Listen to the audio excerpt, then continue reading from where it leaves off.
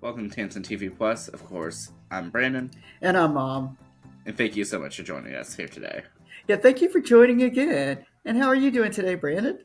I'm doing well. How about yourself? I am doing fine. It has been a week since we've actually spoken online, so I'm glad to be back. I am as well. Yes. Just so our viewers will know, we took a little vacation, so we are back and ready to join in again. Yes, we are. Yes. And Mom, what are we speaking about here today? Today we're going to continue tackling our video series, actually our video game series for that we're doing for the month of January. And so today we're going to talk about Arcane.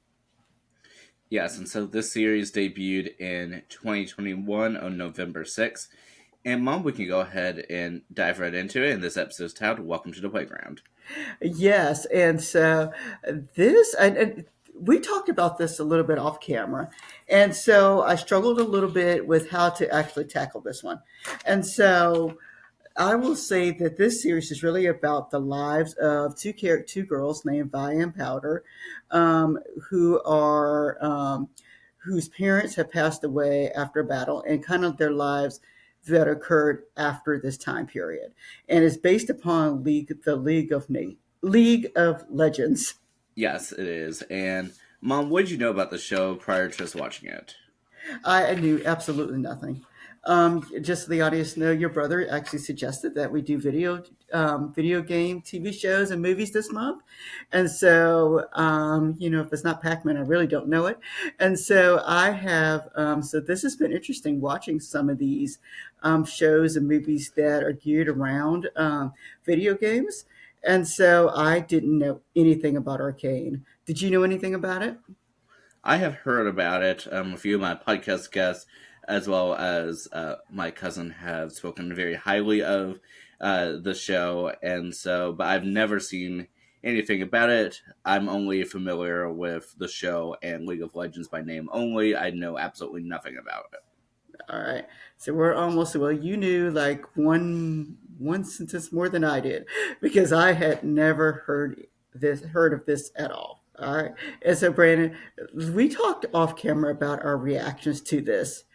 What were your reactions? Then I'll give you mine. So going into this first episode, I just sort of wanted to observe and sort of just take note of what I'm seeing and what I'm observing, and I'd say that the season, based off of just this first episode, that's all we've seen, seems very well developed. It is an animated show, and it certainly has, I feel like, a lot of.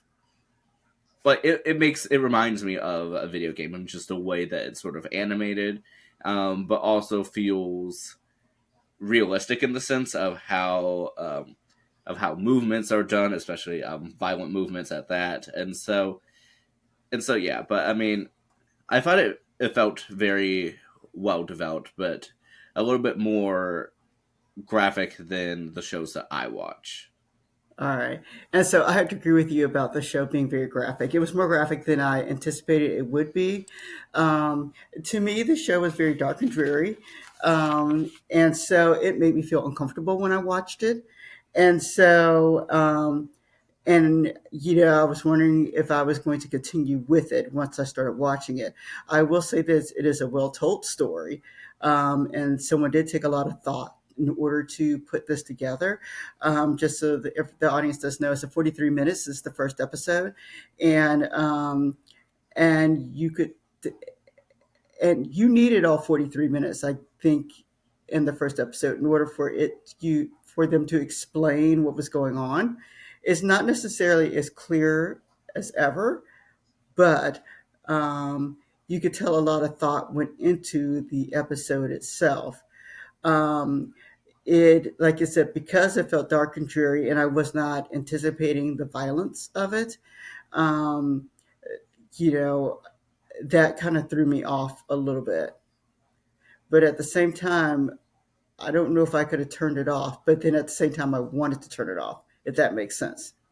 Well, I feel as if Well, first of all, I anticipated violence, maybe not to that degree, but I sort of anticipated that going into the viewing. But I feel as if, having watched this first episode with you, that I feel like the uncomfortable feeling was intentional, because I feel like they really wanted to immerse you into this world, of the show. That they wanted you to sort of be right there in the action, know that there are real stakes, people can get injured or killed, and so I feel like they set the tone very well. But I would say something that we've observed from having watched so many shows is that usually after a first episode, a series premiere, I can give you a very good definitive, okay, this is so and so what's happened, and this is what's setting up.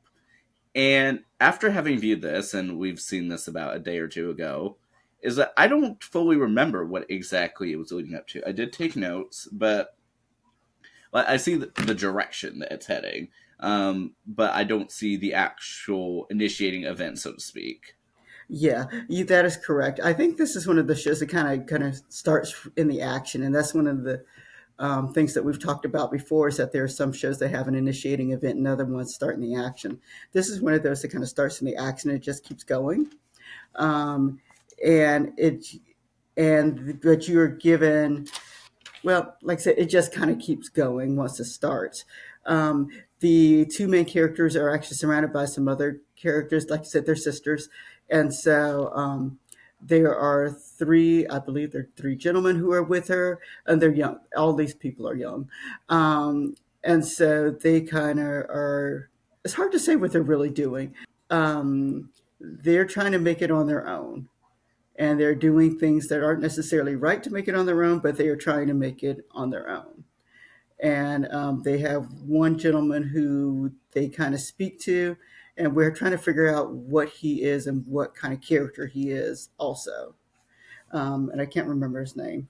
Vander. I'm sorry. The guy's name is Vander, is who they're kind of speak to. Yeah, and I will take back a little bit as to what I said about there not being a true initiating event, only because in the very first moments of the show, we do see Vi and Powder be taken in by Vander at the very beginning. Then I think there's a little time jump, although it doesn't seem like it's been that long of a time jump, to where we get to the present, and so I suppose this is after, I guess, their world has collapsed. And I would say, I believe this show does a lot, again, based off this first episode, does a lot of storytelling, from the visual aspect and not as much.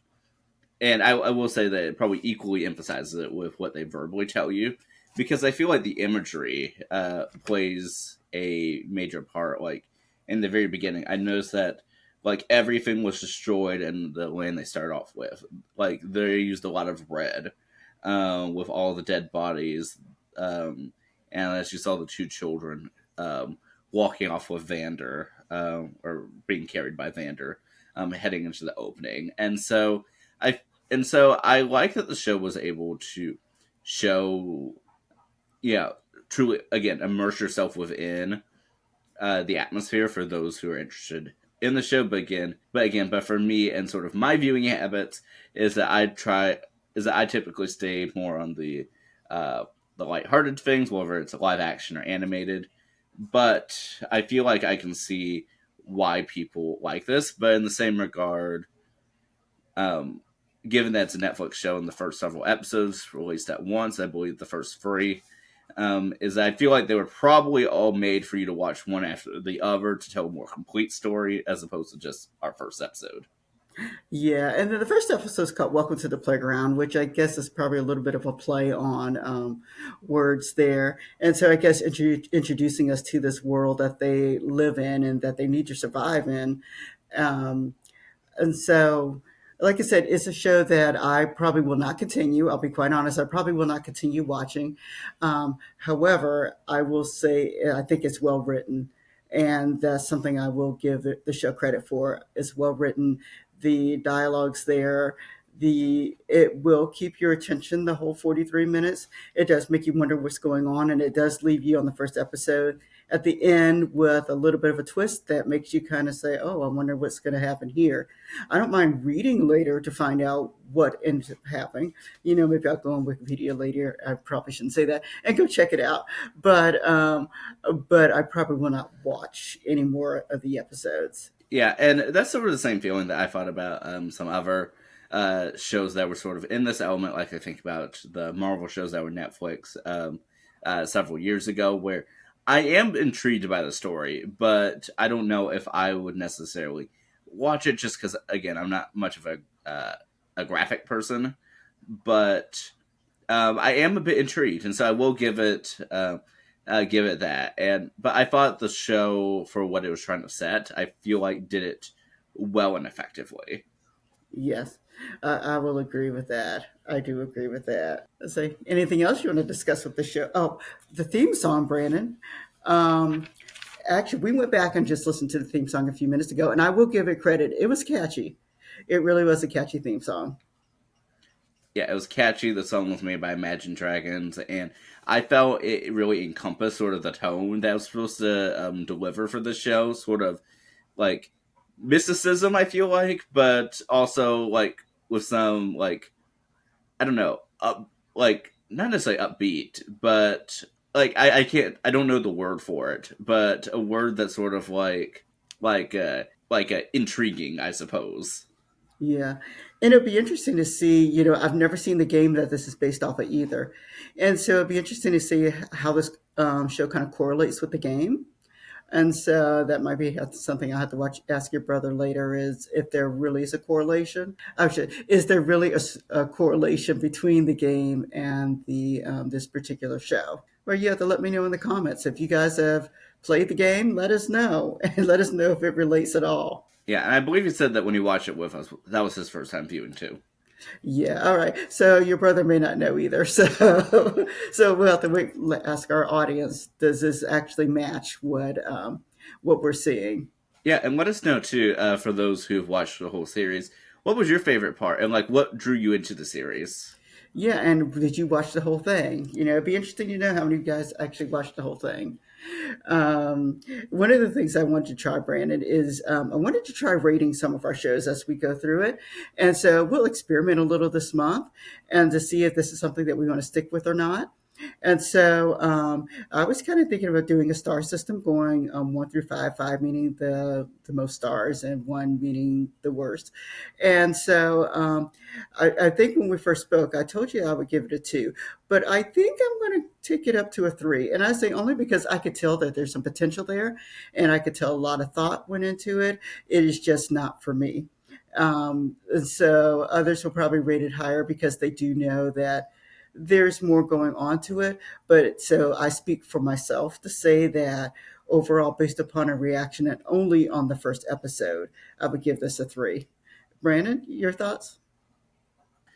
Yeah, ever since you had discussed with me a few minutes ago about this rating system, I was thinking that this sits at a firm 3 to me, and and again because I feel like it has a lot of potential, and I can see based on this first episode why yeah some people I know really like the show. But in the same regard, it's not necessarily a show for me. But again, like we were saying before, I'd love to hear about how the story progress, but I don't necessarily need to see the series. All right. Let's say we thank everybody for watching today, and we look forward to speaking with you next time. Or do you have something else, Brandon? Yeah, well, I did want to briefly discuss our connections. Oh, yes, Brandon, please talk about our connections.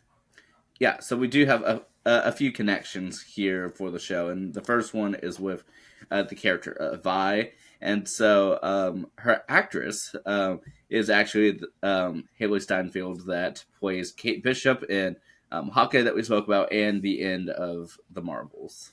Okay. And what other connections did we have? Yeah, so we had one other one that I know of right now, and that is the character of Echo that we briefly saw is played by Miles Brown, who portrays Jack in the show Blackish. All right.